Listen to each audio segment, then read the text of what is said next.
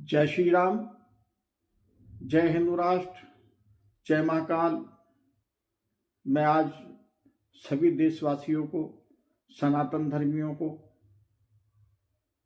हिंदुत्व के विषय पर मैं अपनी एक बात रखना चाहूँगा। ए मेरे हिंदुओं, जागो जागो। पहले आप, जब तक हमारी हिंदुत्व की सरकार नहीं थी, तब तक आप भय के माहौल में जिंदा रहते थे। और जब से हमारे मोदी जी की, हमारे परम पूजनीय योगी जी की सरकार आई है उत्तर प्रदेश में, और भारत में हमारे मोदी जी प्रधानमंत्री बने हैं, तब से हम देख रहे हैं हमारे हिंदुत्व में जागृति है, हमारे हिंदुओं में एक उत्थान है, शक्ति आई है उनके सरकार आने से। क्योंकि किसी भी भारत की राजनीति में सरकार का एक बहुत महत्वपूर्ण योगदान और शक्ति होती है।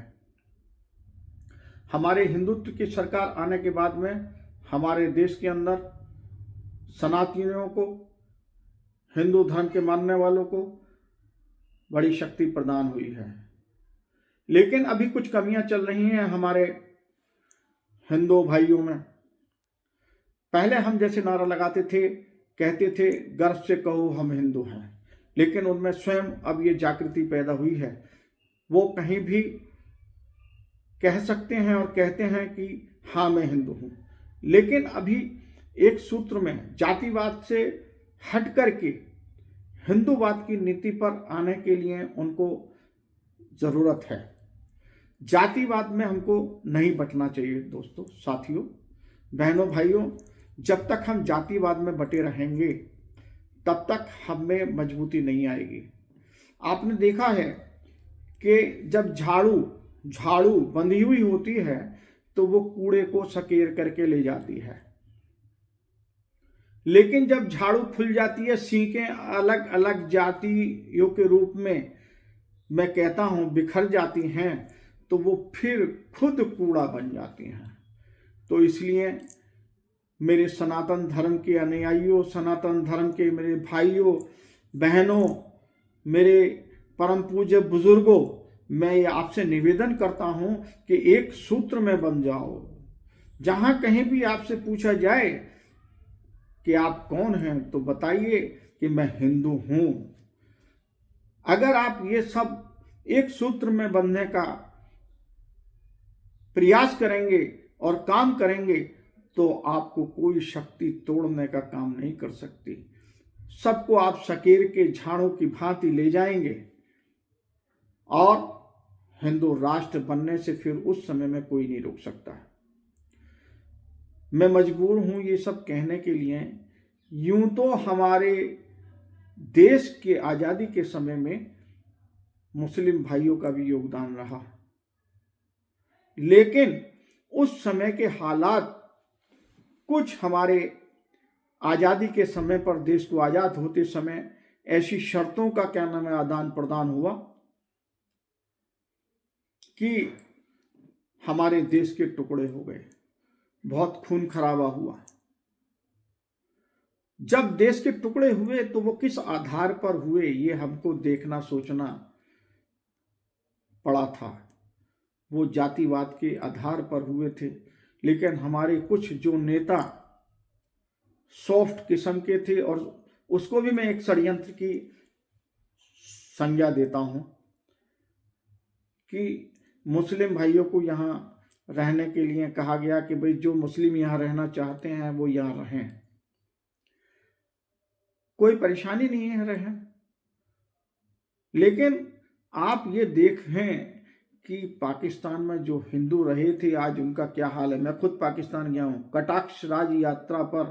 कटाक्ष राज भगवान की दर्शन हेतु मैं पाकिस्तान की यात्रा पर गया था। वहां मैंने जो हालात अपने हिंदू भाइयों के देखे, मैं बहुत, मेरा दिल मलिन हुआ, बहुत दुखद हुआ। उनकी वहां दो कौड़ी की कोई वक़्त नहीं है।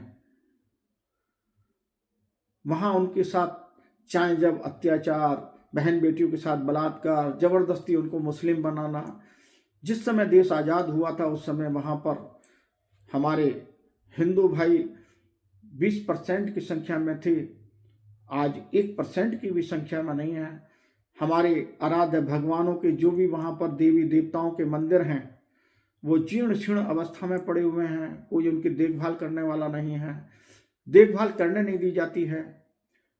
उसका उल्टा जो हमारे मुस्लिम भाई यहाँ रहे हैं उनको यहाँ मान सम्मान शोहरत, मिनिस्ट्री में बैठाना, सांसद विधायक, पूरे देश के अंदर राष्ट्रपति उपराष्ट्रपति,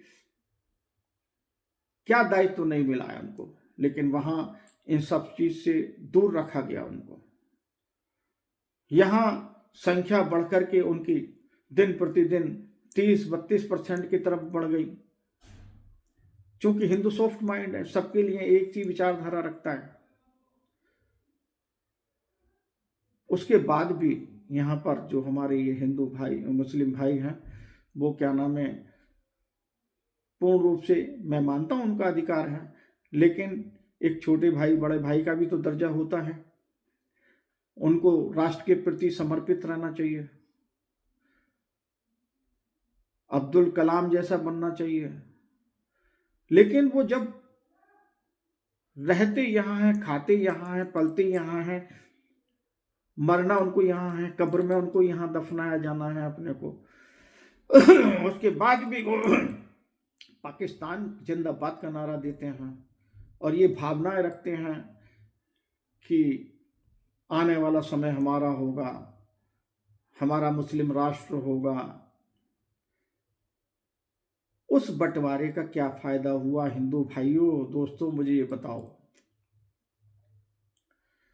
चलिए मैं उन सब बातों को छोड़ देता हूँ, लेकिन फिर भी मैं ये कहूँगा कि हमें अपने बच्चों में देश के प्रति, राष्ट्र के प्रति ये भावनाएं जागृत करनी चाहिए, चाहे वो मुस्लिम हों चाहे वो हिंदू हों, कि हम राष्ट्रवादी हैं। पाकिस्तान से हमारा कोई नाता नहीं है, मुस्लिम भाइयों को ये अपनाना चाहिए।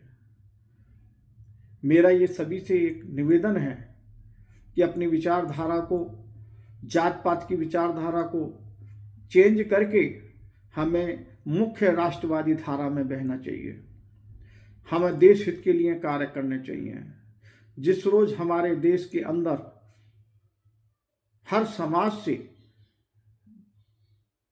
देश हित की योजनाएं, देश हित के लिए समर्पित भावनाएं जागृत होंगी, उस रोज हमारा देश सर्वोपरि विश्व पटल पर प्रथम नंबर पर होगा। मेरा सभी साथियों से यह निवेदन है कि देश हित के लिए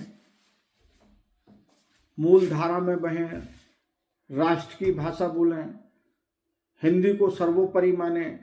हिंदी हमारे देश की राष्ट्र भाषा होनी चाहिए। मेरा सभी साथियों से ये निवेदन है कि अपने आचार विचार को चेंज करके राष्ट्रवादी विचारधारा को समर्पित हों और राष्ट्र के लिए समर्पित हों। आज हम ये चाहते हैं और हमारे को मुस्लिम भाइयों को भी इसमें सहयोग करना चाहिए बिगैर द्वेष भाव के, कि ये हमारा हिंदू राष्ट्र बने। क्योंकि जब हमारे देश का बंटवारा हुआ था तो पाकिस्तान को मुस्लिम राष्ट्र घोषित किया गया था, इसको सेकुलर राष्ट्र घोषित किया गया। लेकिन जब यहाँ पर जनसंख्या के हिसाब से हिंदू भाई हमारे हैं ज़्यादा, तो छोटे बड़े भाई होने के नाते मुस्लिम भाइयों को भी उसमें समर्पित भाव से हिंदू राष्ट्र बनने में सहयोग करना चाहिए और अपनी सहमति देनी चाहिए। जिस प्रकार से मैं उन मुस्लिम भाइयों को भी नमन करता हूं जिन्होंने चाहे अपनी अंदर की आत्मा से चाहे बाहर की आत्मा से श्री राम मंदिर के निर्माण में सहयोग किया और अपनी अनुमति दी कि नहीं, श्री राम मंदिर सभी की भावनाओं का, आपसी भेदभाव को मिटाने वाला स्रोत है और हम सब लोग सहयोगी और सहमति देते हैं कि श्री राम मंदिर बनना चाहिए। इसी प्रकार से मेरा मुस्लिम भाइयों से अनुरोध है कि जो हमारा बनारस के स्थल का वाद चल रहा है उसको सहर्ष स्वीकारें, और जन्मभूमि के जो वाद चल रहा है उसको सहर्ष स्वीकारें।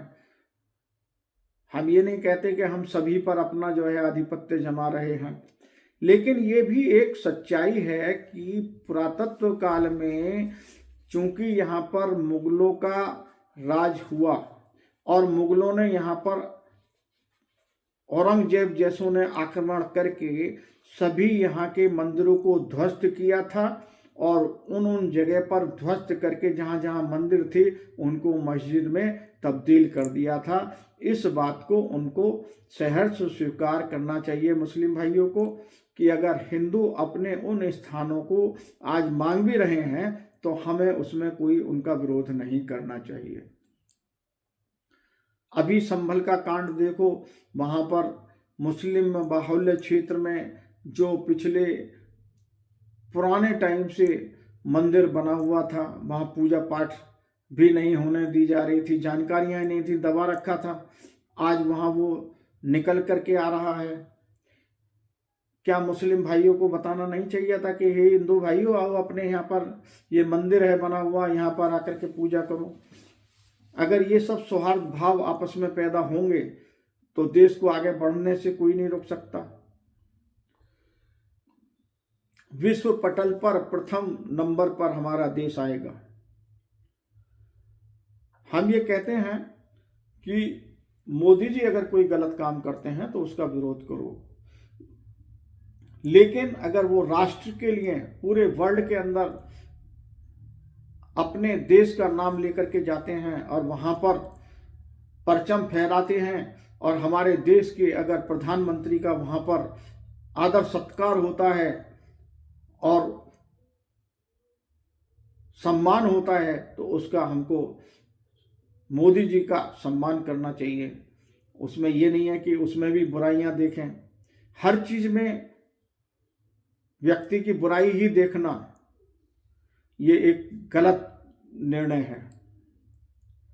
इसलिए मेरा सभी धर्म के अनुयायियों से ये निवेदन है कि राष्ट्र धर्म के प्रति श्रद्धात्मक होकर के कार्य करें और राष्ट्र को सर्वोपरि माने। जय हिंद, जय भारत, जय सर्व समाज और जय हिंदू राष्ट्र।